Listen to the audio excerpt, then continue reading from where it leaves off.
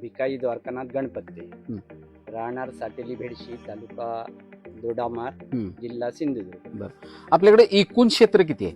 आमच्याकडे एकूण 15 एकर क्षेत्र आहे. 15 एकर. आणि त्यात आत्ताच्या घडीला कुठली कुठली पिकं आहेत? आत्ताच्या घडीला काजू आहे, काजू, सुपारी आहे, सुपारी, नारळ आहे, नारळ आणि आता केळी. केळी आहे. बाकी इतर पिकं नाही? भात वगैरे थोडाफार भात सिजनेबल असतो. हो.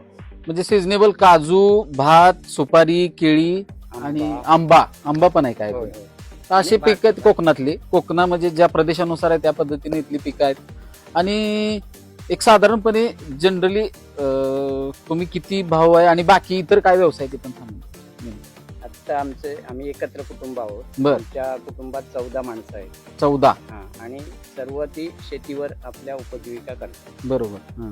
वडिलोपार्जित शेती आहे आणि त्याच्यावर उपजीविका करून त्याच्यात आमचा एक शेतीला निगडीत असा पत व्यवसाय आहे. त्याच्यात आमचं फर्टिलायझर आहे, कीटकनाशक आहे आणि हे आहे शेतीशी संबंधित सगळे म्हणजे जवळ मी आता बघितलं भाताचं पण बी आहे, काही फवारणीची औषधं, पाईप आहे, म्हणजे जे पण काय शेतीला जे पण काय लागतं.